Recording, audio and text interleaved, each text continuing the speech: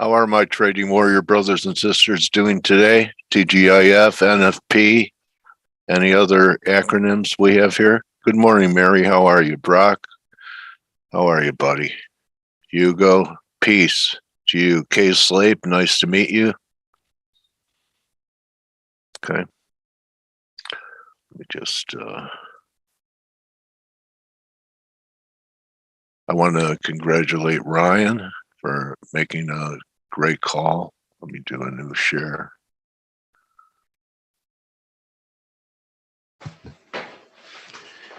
Good call on that we would take out that level, Ryan. 110, you talked about the options yesterday. Yeah, morning, mate. It's all looking a bit heavy. Great insight.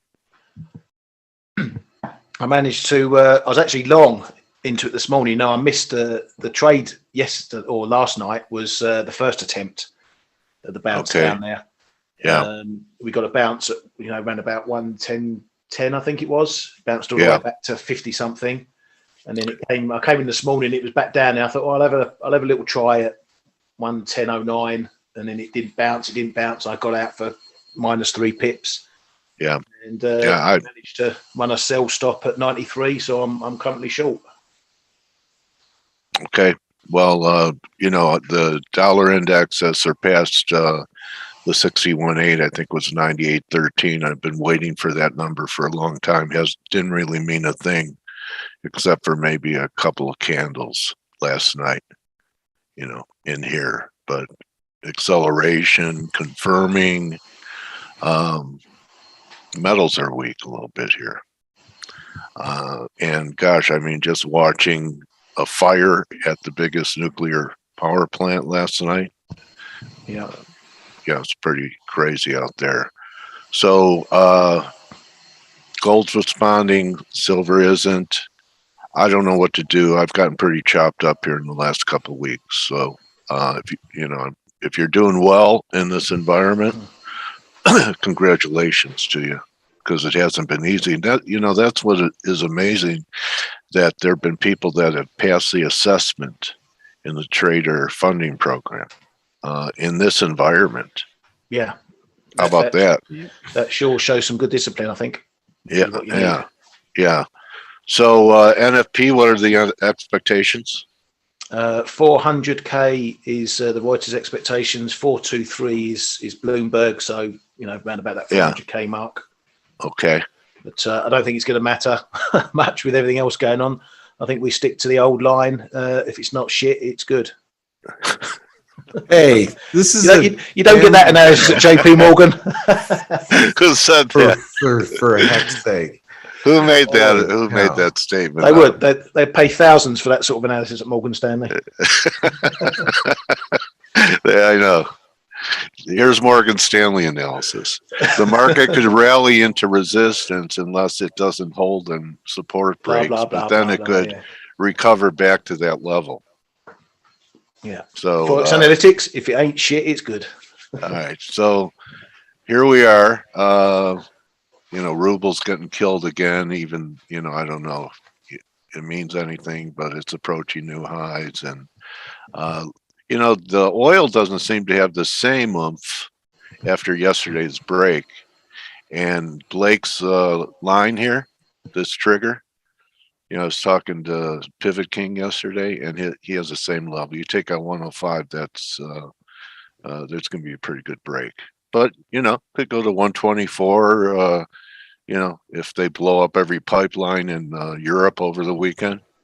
And the Black Sea, right? Isn't the Black Sea going to affect shipments of oil? Now that they've taken Odessa, I guess there's not going to be any maritime in the Black Sea. And is it really black? We need to have Grega here. Yeah, you ever swim in the Black Sea? It doesn't sound that appealing to me. I like crystal blue. Can I ask a question? Yeah. And good morning, guys. Good morning, bro. Ryan, have you ever been in the Black Sea? Anybody out there? No. Isn't it all like the salt is so You're going to talk about the Dead Sea, aren't you? Oh, is it the Dead Sea? Okay. Yeah. Oh, it's the Dead Sea where you can just kind of float in it. Oh, yeah, that's in the Middle East. Right, I got you go in the Black Sea, you get torpedoed, mate. Oh, Yeah, I'm sorry. that's where all the subs are hanging out. Hey, you know what? If you want to talk Arizona lakes, I know about all the Arizona lakes. Okay. All right. All right. Yeah, apparently that the Salt Lake is a bit floaty as well, isn't it? Yeah. It's yeah. Spend some Anyway, time on those I'll Arizona let you guys lakes. continue on. Spend some time on those Arizona lakes water skiing, Blake. Yeah, I spent my whole childhood on those lakes water skiing too. Yeah, I gotcha. Yeah, it's the only relief in the summer. So Canada, because of a strong dollar, but it almost looks like it's a correction to sell and still. I pointed this out yesterday, and I think it's important if it is a real turn right here in the gold silver index. If this low is important, I don't know how we're going to finish, but it looks like it's trying to hold. And if it makes a new rally, gets going, it could go to 83, 84. And to me, what that implies is how the board has been the last couple of days, with gold stronger and silver a little weaker. So for precious metal bulls, keep an eye on this. If this is turning, you may want to lighten up and take some silver profits, because I don't think it's going to be because they both go up together, and silver just lags. It could be, but I think this is important. We've been moving sideways for a long time, and maybe we get one more shot up. I think there's some moving averages up there on the weekly. Yeah, up here. So that's 81. Would actually be taking out some moving averages. Here's, like the old support resistance here once we broke that 83-ish. Well, just something I noticed there. And really, I guess we wait for the number to see what the reaction is. What I know you don't think it's going to mean much, but what if it's way off one way or the other, Ryan? Yeah, it's a fair point. We do need to look at it. Like weak. Yeah, if it comes in as a big negative number, then that's definitely gonna seal the coffin for a 50 pip hike at least. Yeah. But you probably get a muted reaction in a bit of dollar selling. It may add to what's going on in the euro and cable at the moment. Dollar yen's holding up relatively well. I think probably what you want to see is if we do get a bad number, if euro dollar and things like cable spike on that to a decent degree on a bad number, that's a potential fade, because it's pretty clear which way the wind's blowing right now. And if it's a dollar negative number, that might be a fade to look at, but you got to be very nimble. So we finally took these lows out in EG. Yeah, about time. The euro in general. Good morning, guys. Euro in general is suffering, and European stocks are suffering. I mean, this Ukraine situation is hurting the eurozone more than anything, because they're a net importer of energy in a big way. There are other countries who are importers, but Europe, they've done this thing where they put themselves in the situation, and Germany in particular, where they're dependent on Russian energy, which is madness. In my opinion, it's absolute madness. So that's why European equities and the currency are suffering. So will this stop? This will depend directly on the outcome of the Ukraine situation. That was really Merkel that drifted that way towards Russia and China. So now this new guy, he has his work cut out for him. I just think these are it's unprecedented what we're looking at right now, unless you go back to late 30s. Well, Scholz is actually already taking steps. Only there were no nukes. Huh? Yeah, true. He's already taking steps. He's announced that there's going to be a big push for renewable energy and investment towards that. And I was reading there was a a piece, or not a piece. It was a suggestion written by certain scientists, German scientists, that there needs to be action done to address this problem, this energy problem, immediately. And they actually said that their nuclear reactors need to be started again. They're switching them off. They're turning them off over the past year or so. They can still be used. They said they have to be used for a few more years, etc., etc. So they're trying to correct the situation, but this is not a situation where you turn the switch and everything goes the way you want. So you put yourself in this situation. It's going to take some time to get yourself out of this situation, and Putin knows this. Yeah, that's the thing. He has a lot of cards, a lot of negotiating cards, basically. And touch wood, this will all be over by the time they get anything in place anyway. They're not going to change the entire energy structure by next winter. Yeah, that's true. So guys, I was reading how logistically, how if Russia really wanted to say, you know what, we're going to pull back, how do they actually do it? Because aren't half of their trucks just stuck on roads and everything else right now? I mean, literally, logistically, how do they do it? Change to French tires instead of Chinese tires. That makes a difference. Kman, come on. Yeah, well, there was actually an article this morning saying that the convoys are stuck everywhere because their Chinese tires are useless. So are you saying China rigged the Russian invasion? No, I'm saying Russia is dependent on China. Yeah, for sure. But just quickly, I think as Stelios exactly mentioned, and we were having a quick chat about that in the chat room this morning. We now have a positive correlation between European stocks and the euro dollar euro process. So once. And I suspect it's going to last for a while. We used to have when DAX goes up, euro goes down, or the inverse. But now we really need to watch those European equity markets. And reasonably speaking, the euro will manage to stage a recovery when equities will bottom out. That's my. When what bottoms out? I'm sorry. When the European equities bottom out. Yeah, I wouldn't look for risk to US equities, but I would look for risk now to European equities. We've been having a lot of conversations in the chat room, and I want to grab the charts, please. Okay. I want to stop here for a second. I want to talk about a few things because this is really important. I actually today let me grab the charts really quick, and let's just kind of talk about this meltdown that we're seeing in the euro. And okay, so let's just we're going to go through all the euro pairs really quick. As you can see, the euro broke that. This is that multi-year trend line, right? So this is and I've tried to play it. I mean, wrongly, and I've tried to play it. We are now on the lower trend line here that connects the lows from 2000. I mean, this is from the euro's existence, right? So you're looking at the lows in 2000 to the lows basically in 2017 to the lows in 2020. That comes in to play right now. So what happens? And I just want you guys to think about this really quick.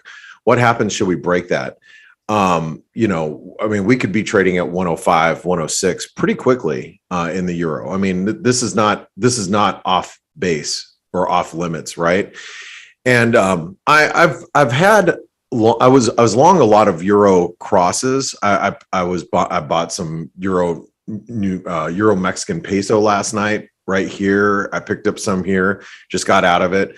I had a euro sterling, small position in euro sterling for the last week or so as it was trading around here. And as it started breaking down today, I got out as it broke through those lows here. The euro Aussie, I mean, look at these moves, euro New Zealand. I mean, where are we going to be after a weekend if things continuously get worse? And look at here's the euro Canadian. I had the euro Canadian long. I've been playing it long since here. Yeah. you know, and I just got out of it. I mean, and they were small positions that ended up, I just lost half of my profits that I made in February because I had small positions that I'd just been sitting in. Like, you know, I'll let them float around on these little sliver of positions. But these positions have really worsened, and you have to think about what the weekend risk might be. You know, I mean, how about if this situation gets, you know, does not get better? And you've got to think about that. And then I had, you know, one of the traders in our chat room, you know, because in the chat room I'm like, hey, I got out of everything here. You know, I've got one more little position on, but I said, hey, I got to get out of everything because I can't let it get any worse. You know, it's all about account preservation at this point. You know, if you're, you know, trading around and you're getting hurt, you just got to at some point stop, right? Put the shovel down, you know, stop digging.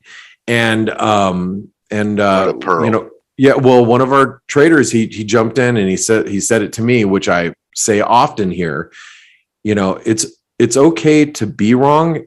It's not okay to stay wrong.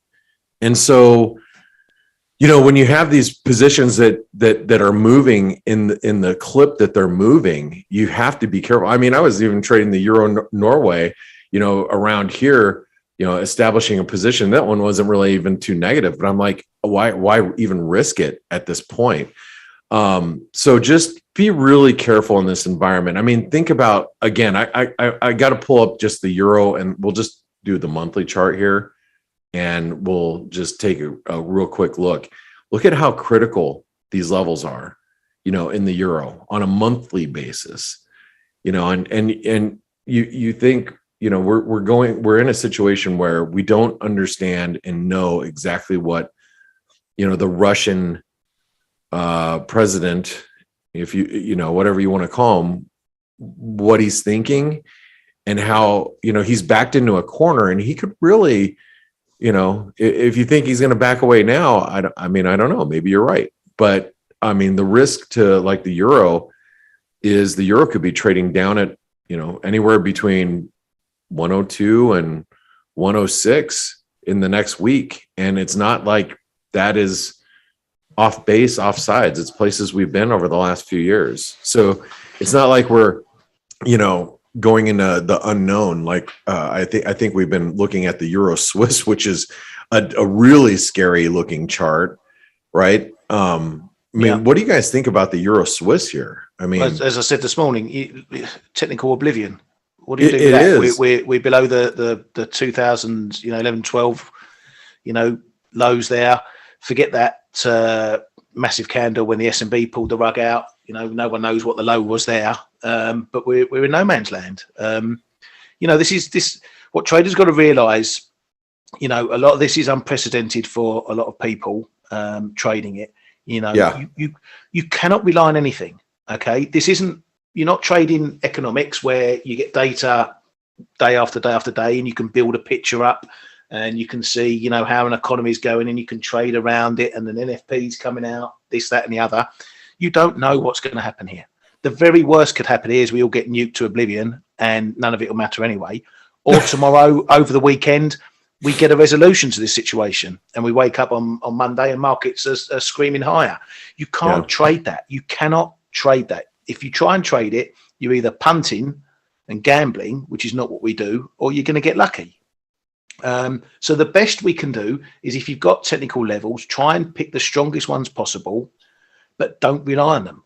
You know, if you're going to lean somewhere, use your techs, yes, but don't rely on them, because there's nothing that will stop this price from moving up and down through it if there's a headline. So don't sit on positions overnight. If you can help it, get out of positions. If you don't like a position, then just bail it. But just make sure you keep your account safe, because 2-3 months down the line, if it all gets resolved, you come back and you trade it. Exactly. It's all about account preservation, advice, folks. I cannot stress that enough. I mean, just, if I may, go ahead. Yeah, please do. The low that we saw in 2011 was a European crisis.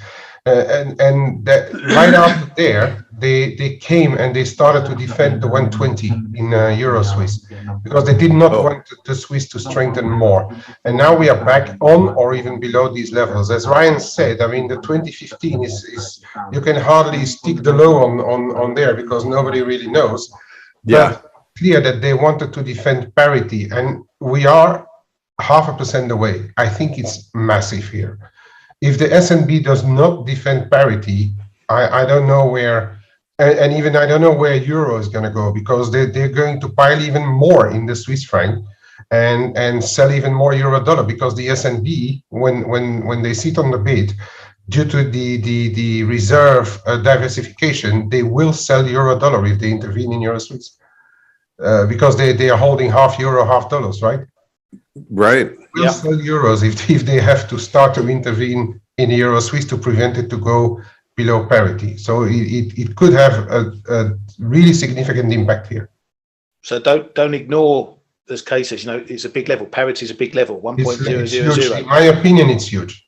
You know, if you want to trade that, that's a level you can potentially trade. But if 50 pips below, and you're potentially wrong. And this again, I hate preaching stuff. I hate being too preachy, but we are in that environment. You're going to look back on today, or this week, or maybe over the next 60 days. And I say 60 days because if you guys think that this is all over like right now, I think we're probably kidding ourselves. Right. So we're going to look back maybe a year or two from now at this 1, 2, 6 month time frame and realize that, it doesn't matter. Historic it was. It really historically we're in a very unprecedented area. And I remember back in the financial crisis, I was saying this in the chat room, and this is important stuff, guys, because this is where you have to leverage our experience on being in the markets in the .com bubble, being in the markets, and you notice stocks haven't even started moving, guys. The DAX may be moving a little bit, European indices maybe, but really the US equity markets have come around unscathed for now.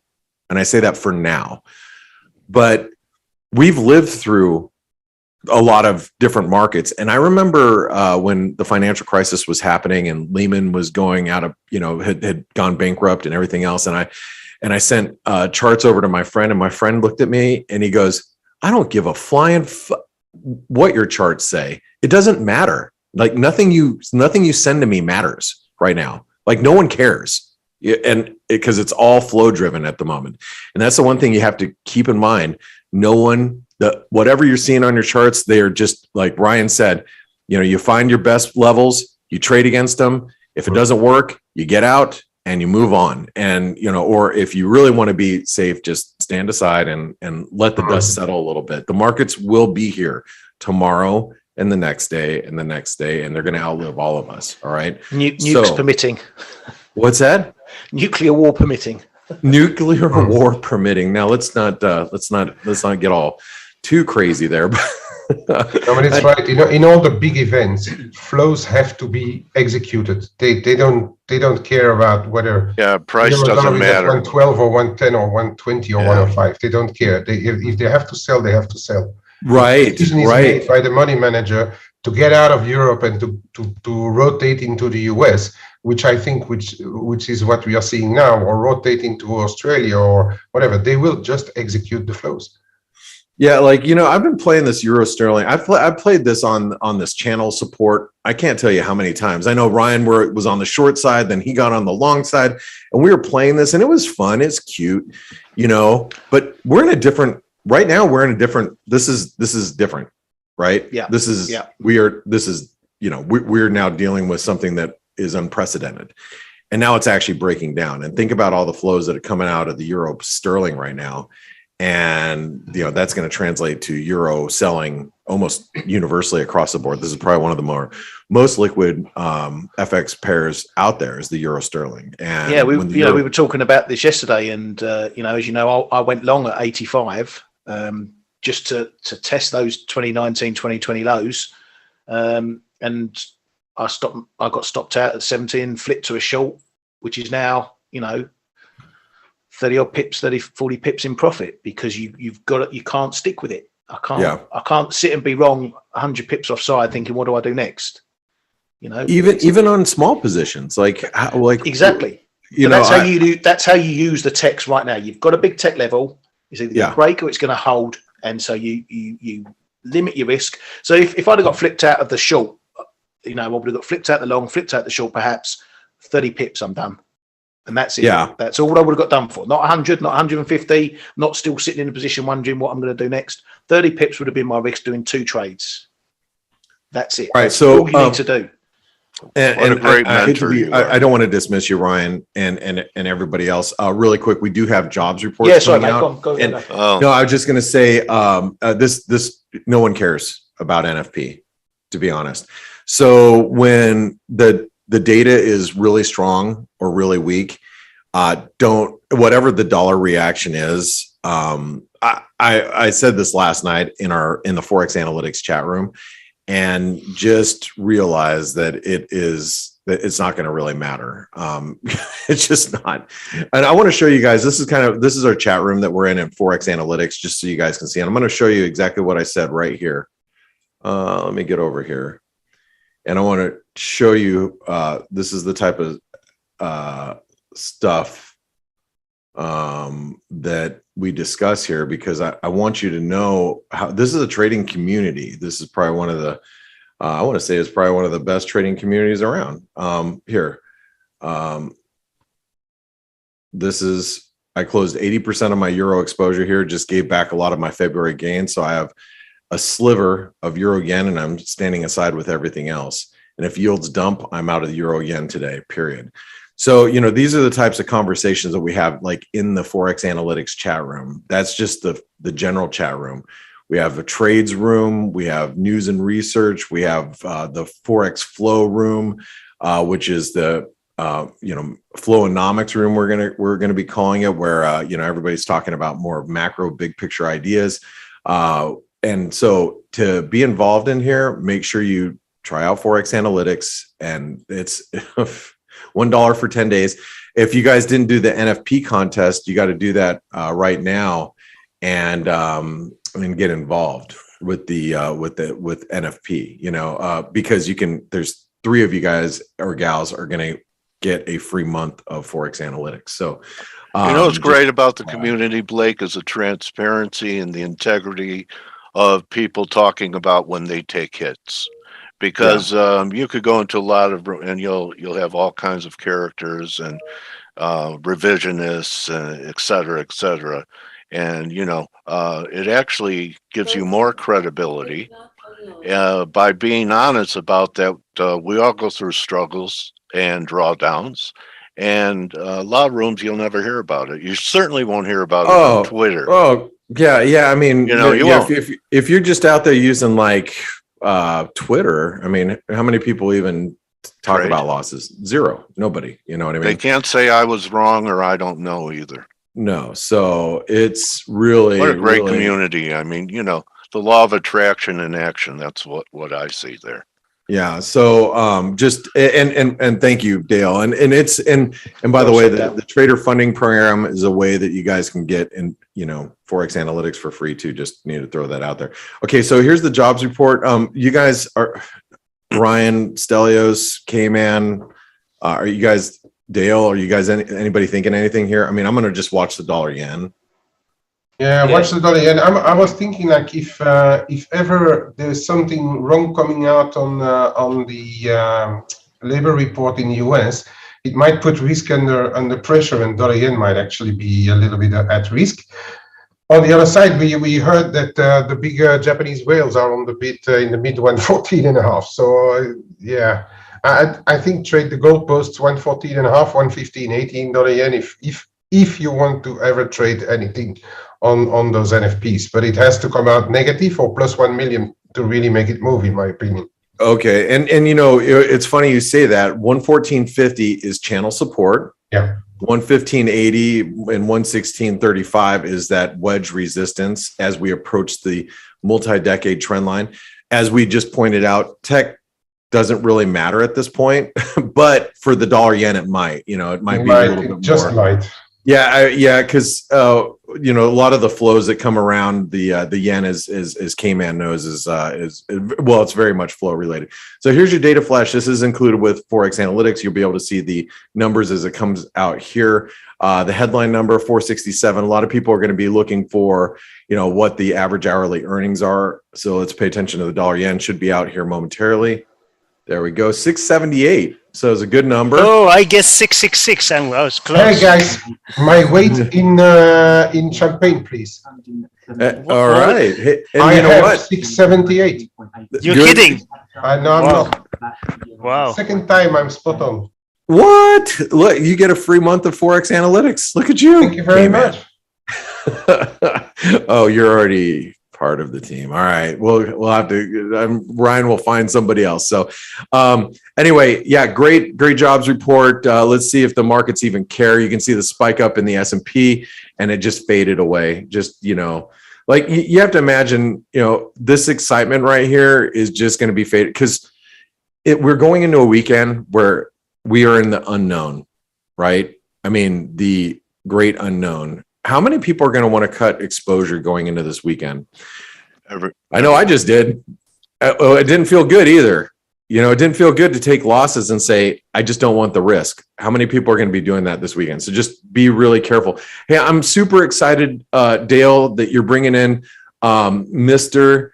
Da Costa. He is he's one of the best reporters to listen to during the FOMC briefings and you know the press conferences.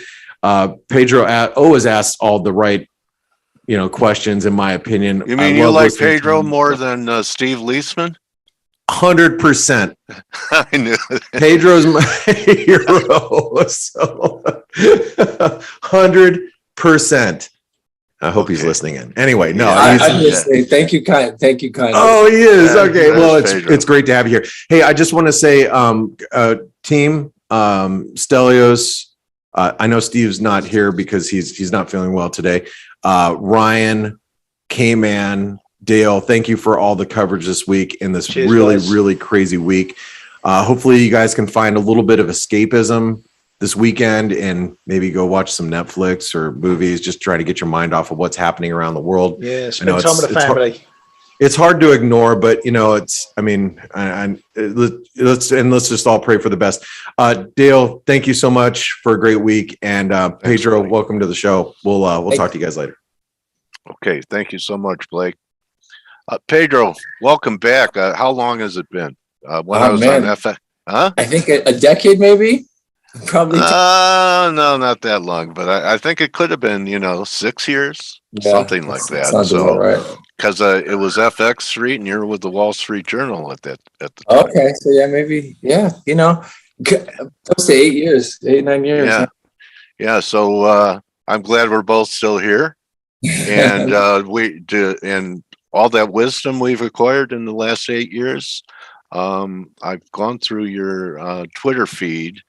I know you focus on the Fed, so these markets are unprecedented. You've seen them. You've been, watching markets, reporting on markets for quite some time. Does this feel completely unprecedented to you? What's happening geopolitically at the same time? What's happening central bank wise? Like just the cocktail of both of them.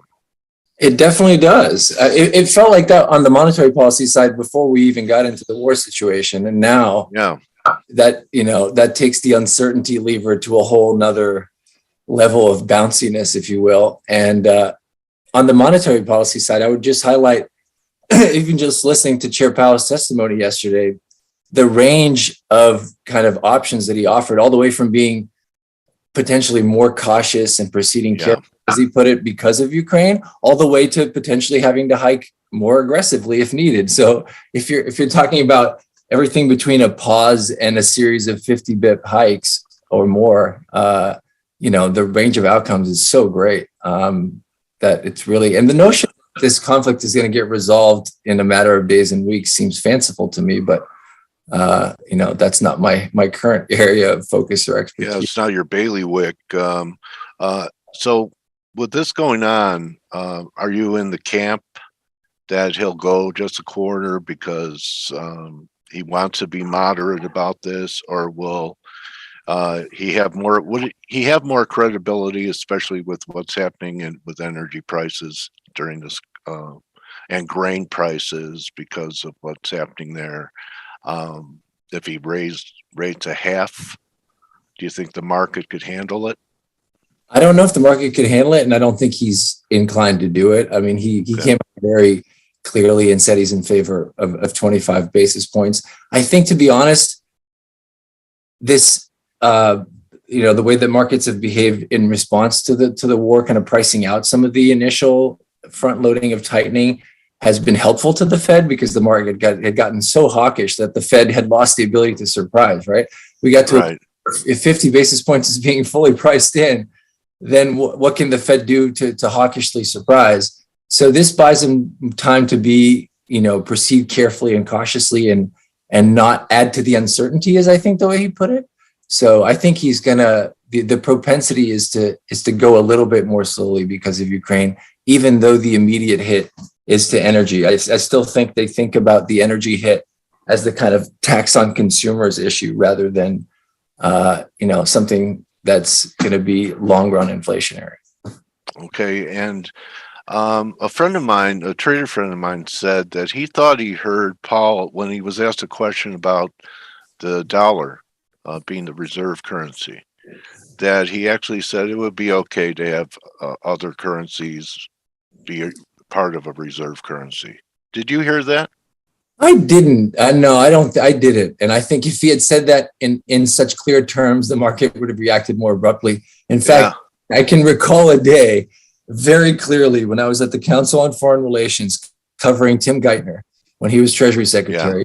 Yeah. And Tim Geithner did say exactly that. Basically, there was some Chinese economist who had a proposal for having a sort of SDR basket of, SDR-like basket of currencies as a reserve. And Geithner's exact comment, I recall because I was there, was, I haven't read the proposal, but said economist is very intelligent and I wouldn't dismiss anything he has to say lightly.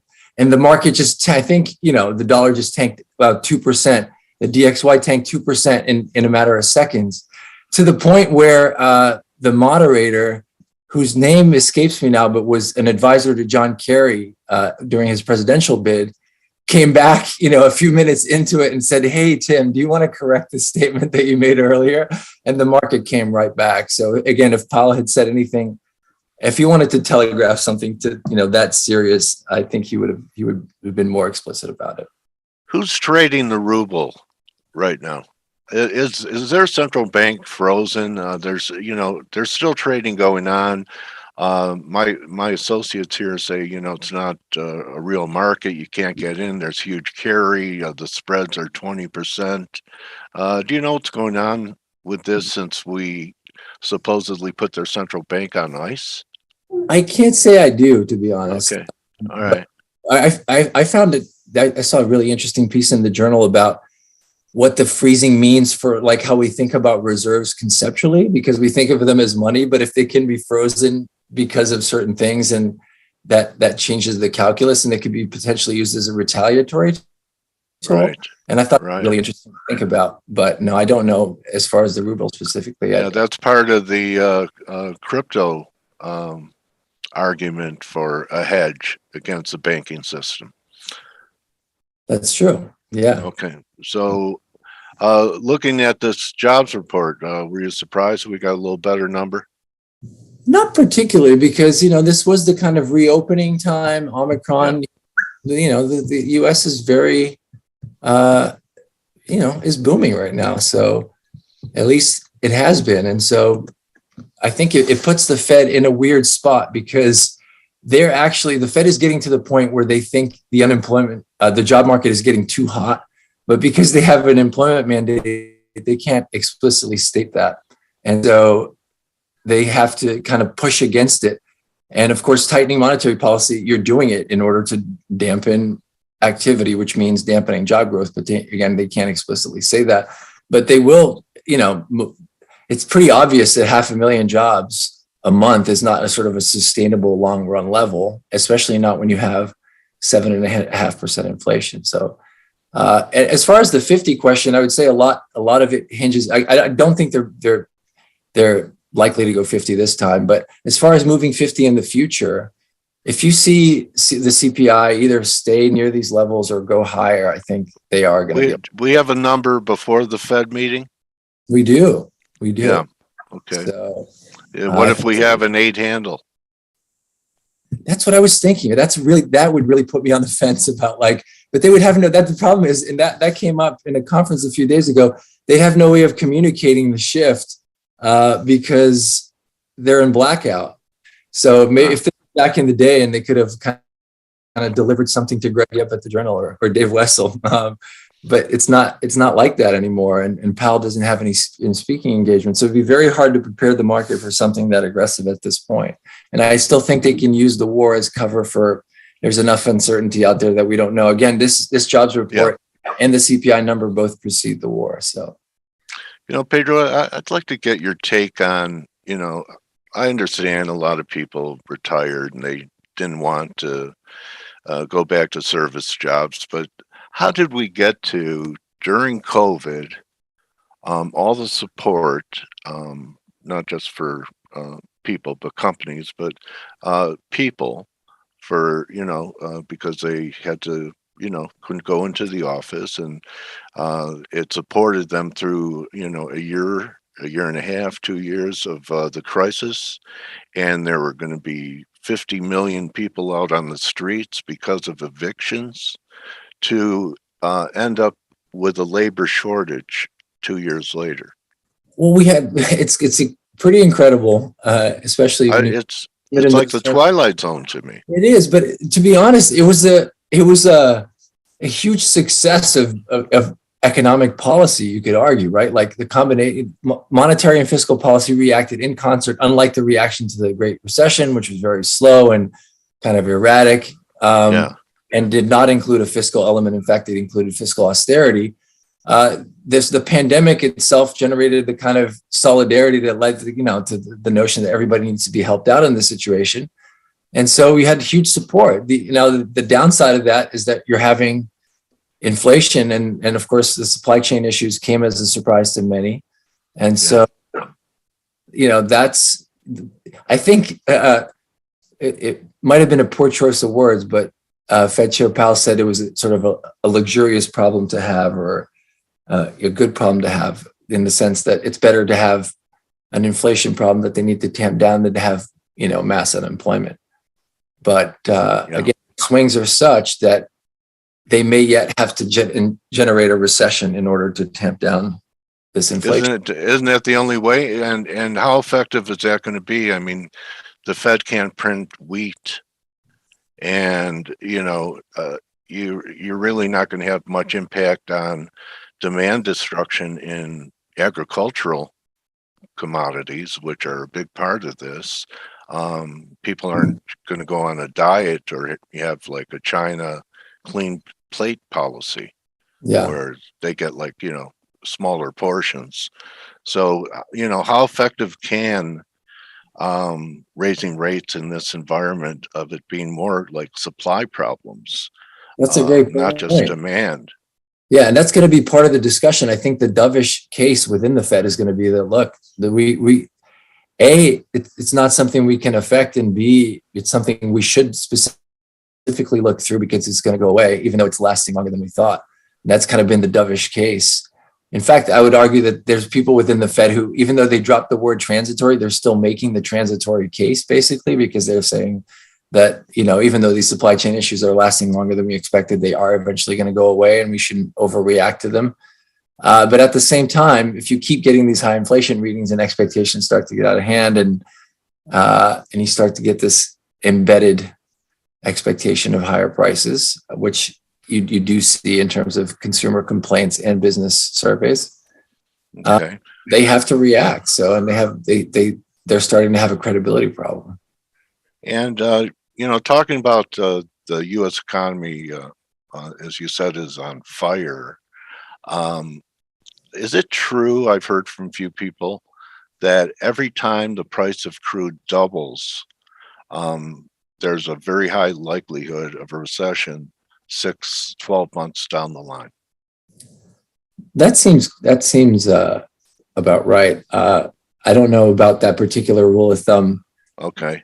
But Powell threw a different one yesterday, which is that for every $10 increase in the barrel of oil, you get about a 0.2 percentage point rise in inflation, and you get a 0.1 percentage point hit to growth. So that's kind of how he thinks about it. A little bit higher on the inflation side, a little bit smaller on the growth side. Okay.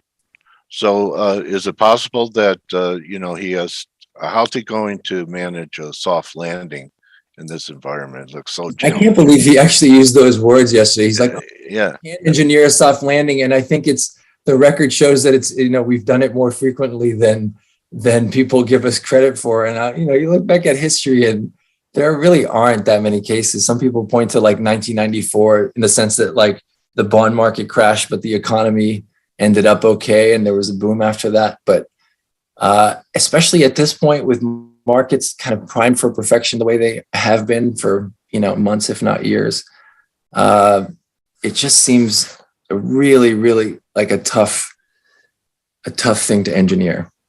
So I put up your new place that you're, writing and reporting on here. Where would people find do you have a column, or are you just putting out news in these? So we just put out news. I would point to two things. If you go to the policy tab right there on the upper left.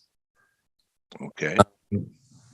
Anything that has policy exclusives Fed, that's my bailiwick, basically, if you scroll down there. Right here? Yeah. So Okay. basically that's our work. And nice. It's a hard paywall, but the content I think would be of interest to folks. Yeah. Well, you have fans here, Pedro. And I'm happy to share some of the stories, with you guys. Yeah, and you have fans here. Other thing I wanted to plug is that we're launching our own little podcast soon called Fed Speak, focused, looking at world affairs, but from a Federal Reserve lens. So, and it's gonna, if you go back to the homepage, there's a little. Just scroll back to where you were before. Yeah. See on the lower right there's today's podcast, and we have a market podcast from our from our sort of market technician. He does a daily roundup, but that's where our podcast is going to be. So excited about new content. So you'll be interviewing him, or he'll be interviewing you? No, what's going to happen is we have a Fed expert who's like a fixed income expert internally on the market side. Me and him are going to be sort of riffing off one another. He's going to be giving the market perspective, I the policy perspective, and we're going to be having guests on. So maybe we'll have you on one day. And favor. Okay. I go both ways on a mic. Perfect. So Pedro, looking at how would you wrap up the week, and what are you telling people as far as this environment to be cautious? Isn't it sometimes the right thing to do nothing and just be a spectator instead of a speculator in markets like this?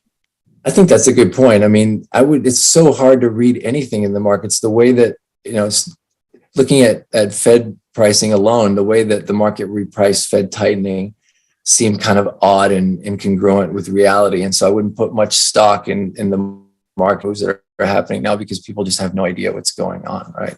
And I just want to kind of wrap it with what's happening in the 10-year. This was the move from all the way back, the COVID low. Yeah. And, up here, everyone was finally getting hip to yields rising. And this looks pretty heavy to me. We start taking out 170 on the yields here. Why can't we see 140, 150? I know people that are talking about 1% again.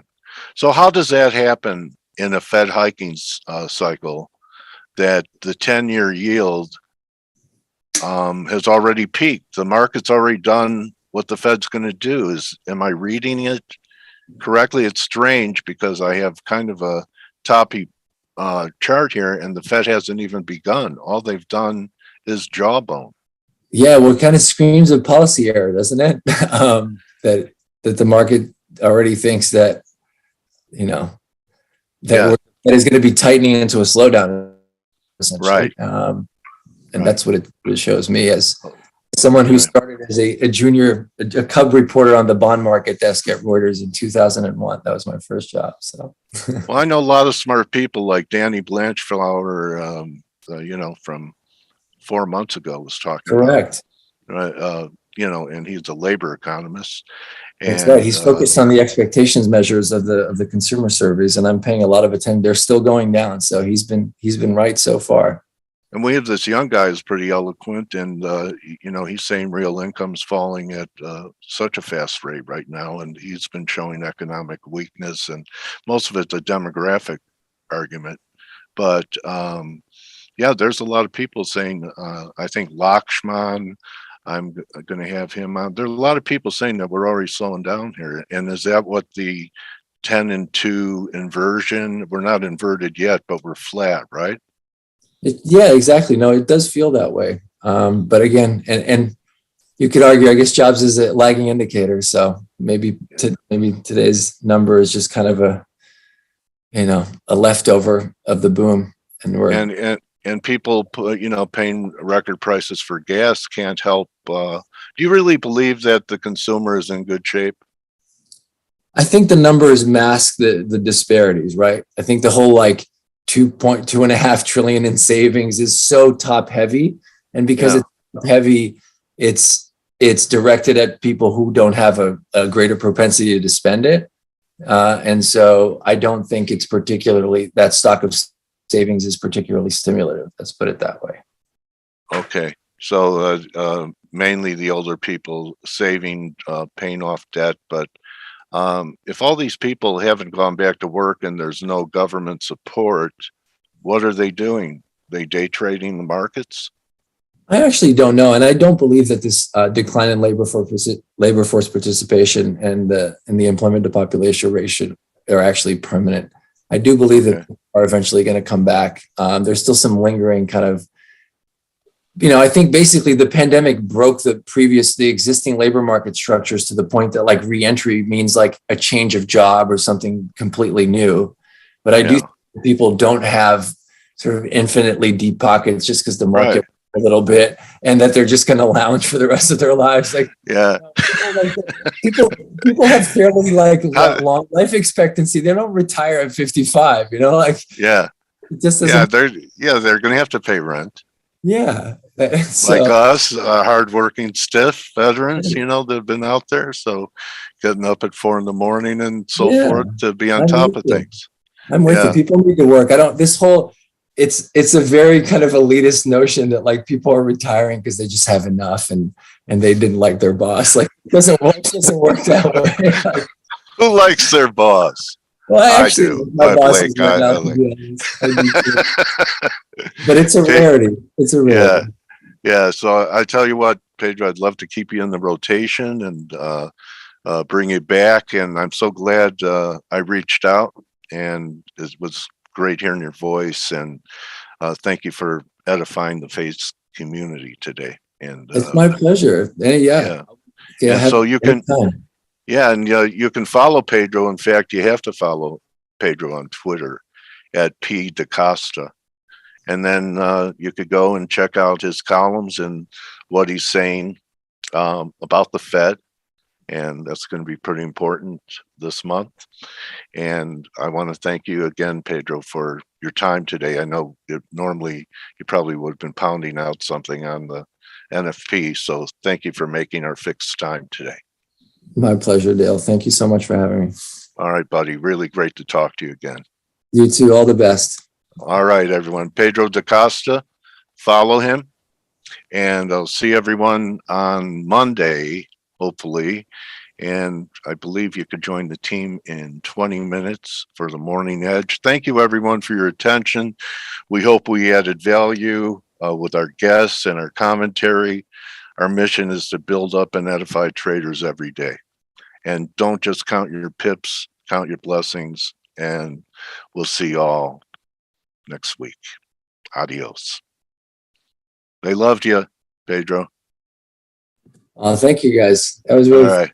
that was really fun. My pleasure. All right, buddy. Adios. Thank you. Talk to you soon. All right, Pedro.